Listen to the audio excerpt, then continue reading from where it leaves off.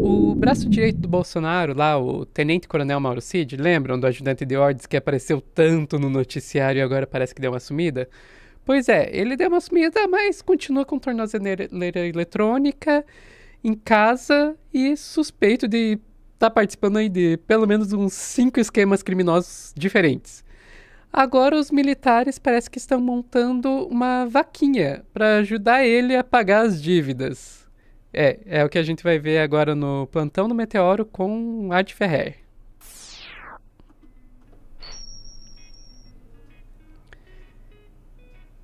Então, Ad, parece que já virou tradição, né? A pessoa fazer vaquinha depois que começa a ser implicadas em muitos crimes aí na extrema-direita. Já vimos a Zambelli, agora Mauro Cid também. É, amiga, como tem vaquinha. E agora vem dos militares da reserva, tá? Para tentar ajudar ele a pagar as dívidas, né? Tanto dele quanto da mulher, né? Gabriela Cid. Segundo a campanha, ele deve cerca de 600 mil reais e ele já vendeu quase tudo que podia, tá? Como tu bem falou, ele tá em prisão domiciliar e ele fez uma delação premiada para que isso acontecesse, para que ele saísse da prisão e voltasse para casa, né? Então ele tá usando tornozeleira eletrônica e está afastado do cargo do Exército, mas segue recebendo o salário de 27 mil reais por mês, tá? Quem assina essa vaquinha é a União Nacional dos Militares da Reserva e os reformados das Forças Armadas e Auxiliares do Brasil. E essas dívidas incluem remédios e advogados. Ele ficou preso entre maio e setembro desse ano por suspeita, primeiro esquema, né, que era suspeita de ter fraudado dados de vacinação de Covid-19, o cartão de vacinação tanto de Jair Bolsonaro quanto da filha mais nova dele e da esposa e da própria filha do Mauro Cid. E aí, amiga, a delação dele tem, de acordo com fontes, tem em torno de 50 páginas separadas em 6 anexos. Porque são os seguintes planos, tá? Comecem a contar aí Hum, no dedinho. vamos lá. Golpe de Estado, o 8 de janeiro, joias sauditas, gabinete do ódio e falsificação de carteiras de vacinação. Esses temas, tá? Eles são afins, eles são temas afins. Como a gente pode ver, o plano de golpe de Estado e o 8 de janeiro parece que ao mesmo tempo são a mesma coisa, mas não são. O 8 de janeiro é o ato de 8 de janeiro em si, a manifestação do 8 de janeiro, e o plano de golpe é tudo aquilo que supostamente aconteceu nos bastidores do governo Bolsonaro, principalmente no final de 2022, tá?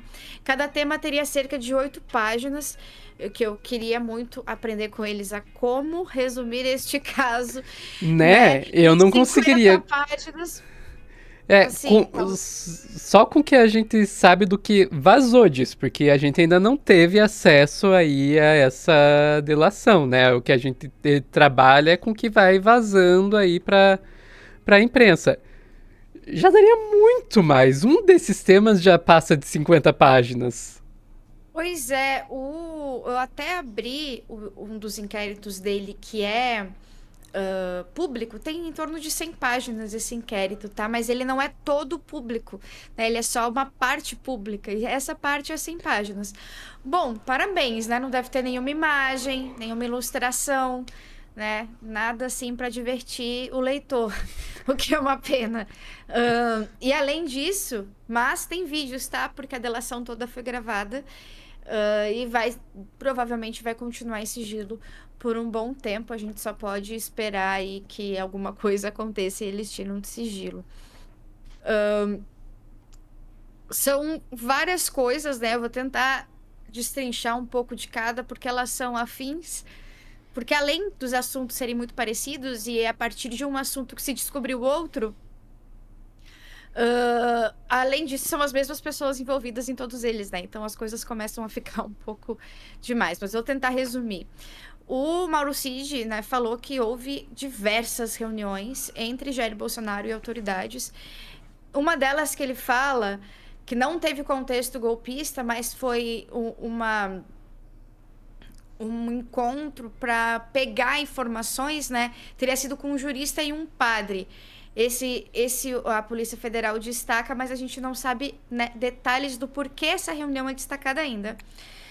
A outra reunião bem específica destacada pela Polícia Federal é uma com os comandantes das Forças Armadas para discutir um plano de golpe e uma minuta de estado de defesa.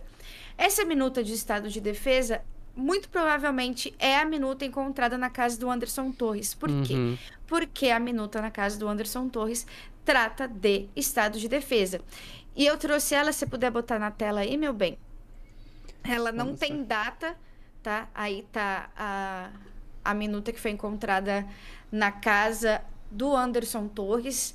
Olha aí, decreta estado de defesa previsto nos artigos 136, 140 e 141 da Constituição Federal, com vistas a reestabelecer a ordem e a paz institucional a ser aplicado no âmbito do Tribunal Superior Eleitoral, tá? Então, é um estado de defesa na sede do Tribunal Superior Eleitoral. E aqui também fala sobre um conselho, né? Praticamente um conselho que iria... Comissão de Regularidade Eleitoral, que teria aí composta por membros também do Ministério da Defesa, a Polícia Federal, MPF, etc. e tal. Então, muito provavelmente seja essa minuta, porque essa é a minuta que a gente conhece que trata de estado de defesa. A minuta encontrada no celular do Mauro Cid é uma minuta de decreto de GLO, Garantia de Lei e Ordem, tá? E aí o Mauro Cid disse que esse documento de estado de defesa, que de novo a gente não sabe se é exatamente esse, tá? Mas esse é o que a gente tem público. Teria recebido esse documento do Felipe Martins, que inclusive está sumido, que ninguém sabe por onde anda. Esse documento teria sido levado pelo próprio Bolsonaro para a cúpula das Forças Armadas e só o almirante da Marinha, tá? O Almir Garnier Santos, que teria, né, aceitado. Então, seria esse o roteiro com o estado de defesa. Ele também fala sobre os acampamentos antidemocráticos em frente aos QGs, principalmente o de Brasília e o que levou ao 8 de janeiro, tá? Ele diz que os militares que faziam esse elo entre o Jair Bolsonaro em pessoa e os integrantes dos acampamentos. Também fala sobre as joias sauditas. Ele disse que cumpriu ordens para resolver o caso do Rolex. Ele teria vendido por $35 mil a mando de Jair Messias Bolsonaro. Ele também fala sobre o gabinete do ódio, que funcionava dentro do Palácio do Planalto, tá? Numa sala ao lado do gabinete da presidência. E ali funcionários da Secretaria de Comunicação da Presidência disseminavam fake news repassadas pelo próprio Jair Bolsonaro, tá?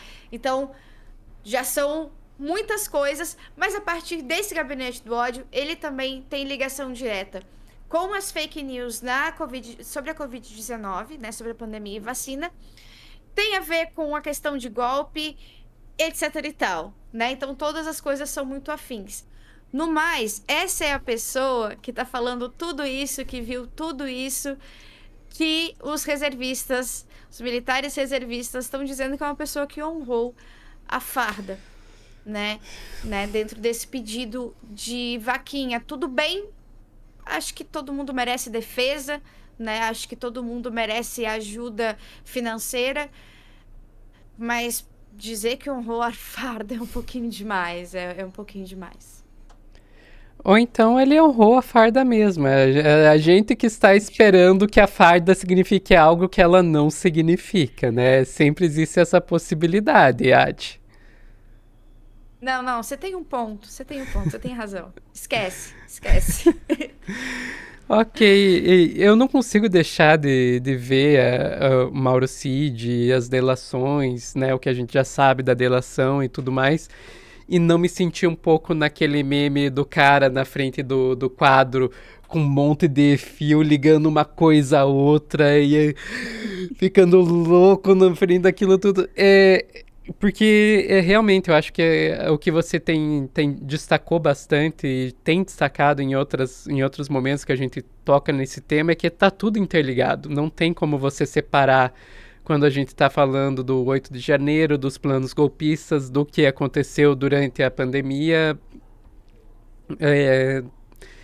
Talvez a gente vai chegar até nas joias sauditas, não sei o que, não tem como não ligar as coisas.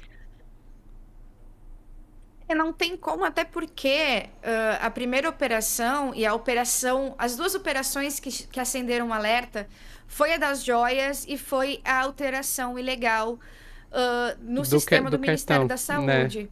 O cartão de Foi vacinação, a questão do inclusive a cartão. prisão dele ocorreu por causa do cartão de vacinação, né? Exatamente, exatamente. Porque eles utilizaram o sistema. Então, dessa forma, eles também utilizaram o sistema, dinheiro público, né? O sistema público para fazer uma fraude. Isso segundo a Polícia Federal.